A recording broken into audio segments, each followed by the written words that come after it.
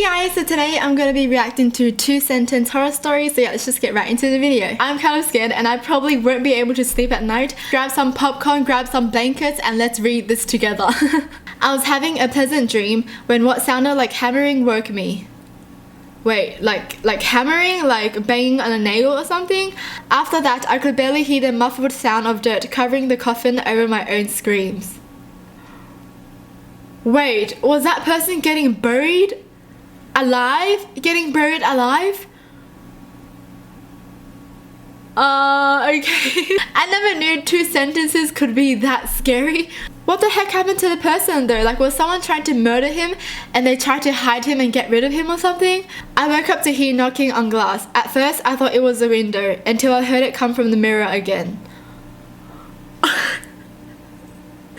Oh my gosh, as a kid I hated mirrors, I just hated it because I always thought something was going to come out from the mirror, and mirrors were just so scary for me as a kid. Like at night I hated mirrors, and there was this room that I was always really scared of, and that was where the closet was.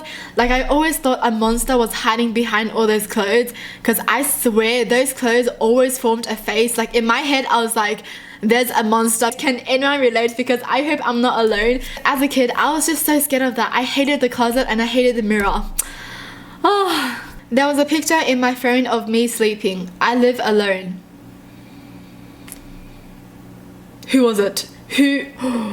Oh my gosh, what is this? Wait, so I'm assuming someone broke in and took their phone and took a picture of that person? Or what was it? If it's not a person, then what was it? Oh my gosh, this is so scary. 2 sentences horror stories are so freaking creepy. It's so short, but at the same time it's so descriptive. In your head you just imagine a bunch of things and basically you just creep yourself out. If I saw a picture of myself sleeping on my own phone and I lived alone, I would have burnt that phone and I would have moved out of that house and been like, nope, this is a no from me. My wife woke me up last night to tell me there was an intruder in our house. She was murdered by an intruder 2 years ago. Oh my gosh, I'm like tearing up. I don't know why. Whenever I read horror stories, I just tear up because I don't know. It's just something that scares me inside. Like, I don't know, I just tear up whenever I read scary stories.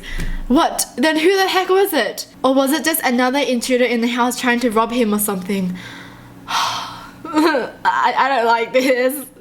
Why am I even reading this? This is so scary. I never go to sleep, but I keep waking up. Wait, what? Does that mean... Oh my gosh, does that mean the person is literally like doing their own thing like on the computer or something, and then next minute they just wake up and they're like, whoa, what happened? Why am I sleeping? How does that happen? Oh, I don't know. The atmosphere right here is kind of bad. Like, I'm just so scared right now. The last thing I saw was my alarm clock flashing 12:07 before she pushed her long rotting nails through my chest, her other hand muffling my screams. What is going on? I sat bolt upright, relieved it was only a dream, but as I saw my alarm clock read 12:06, I heard my closet door creak open. So it was not a dream? It was not a dream. Okay, I'm not going to be able to sleep tonight. I am not going to be able to sleep. Like, any noise that I hear at night today, I'm going to freak out and run out of my house and move to another country. She went upstairs to check on her sleeping toddler. The window was open and the bed was empty. Someone kidnapped her toddler? That is the worst nightmare a mum could ever have. Should I keep reading? Should I keep reading? Okay, let's keep reading. Are you guys entertained? Because even though this is so scary, I actually love reading these. It just causes like a rush of adrenaline. I don't know. It's just kind of fun, but at the same time, it's scary and freaking me out. I mean, I'm just not going to be able to sleep for 1 week. 1 week is okay. I begin tucking him into bed and he tells me, Daddy, check for monsters under my bed. Don't you tell me that there's actually someone under the bed, a monster under the bed. I look underneath for his amusement and see him, another him, under the bed, staring back at me, quivering and whispering, Daddy, there's someone on my bed. Wait. What? What the heck? Wait, so who's the person on his bed? I'm assuming the two boys look the same, right? Because there's no way the daddy didn't recognize the boy on top of the bed. So that means there's another person underneath the bed, and that's also the son. So one of the son is fake. I don't even want to think about this. Okay, let's read the next one. After working a hard day, I come home to see my girlfriend cuddling our child. I didn't know which was more frightening, seeing my dead girlfriend and stillborn child, or knowing that someone broke into my apartment to place them there. What sick freak did that? You get home, tired after a long day's work and ready for a relaxing night alone. You reach for the light switch, but another hand is already there. Ah! Another hand is already there. That is the freakiest, because that would have been all dark and you wouldn't have seen anything, but you just felt a hand and you would have been like, F. Okay, this is too freaky. This is too freaky. Like, imagining it just makes it even more scarier. I always thought my cat had a staring problem. She always seemed fixated on my face, until one day when I realized that she was always looking just behind me. I can't do this. Oh my gosh. What was the cat looking at? Like, oh my gosh, do you guys have pets or like dogs and they suddenly just bark at random things? Like, they will just bark at air. I don't even know what they're barking at, but sometimes the dog just barks at the wall and I'm just like, do you guys see something that I don't see? Because that is so creepy. Okay, be strong, let's do this. How's your popcorn and how's your blanket? My daughter won't stop crying and screaming in the middle of the night. I visit her grave and ask her to stop, but it doesn't help. Wait, so the daughter is dead, but she's still screaming?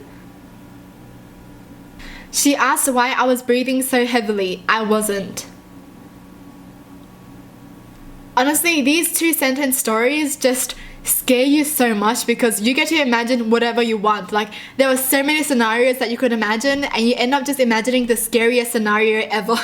Okay, so for the scenario that I imagined was that there was two people, the girl and the guy, and the girl asked why the guy was breathing so heavily, but instead there was actually someone else next to her. So there was three people and there was someone else that was breathing really heavily.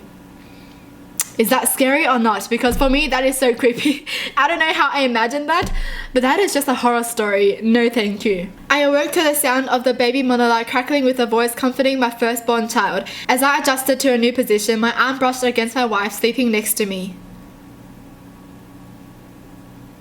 Is someone trying to steal the child or what? There's nothing like the laughter of a baby, unless it's 1 AM and you're home alone.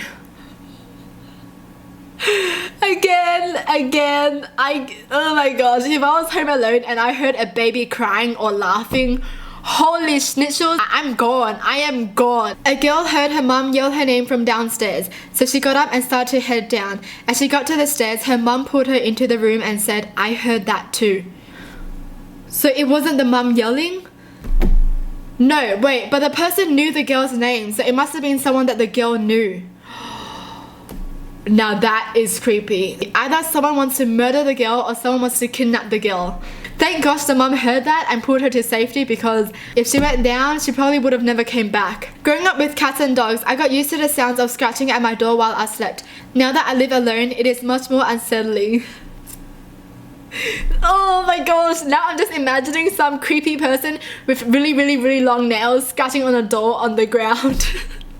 Oh my gosh, that is so scary. It's like a freaking horror movie. In all of the time that I've lived alone in this house, I swear to God, I've closed more doors than I've opened.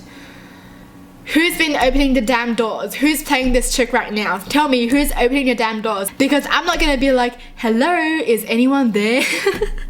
Do you guys know in horror movies how there's always someone who's like, hello?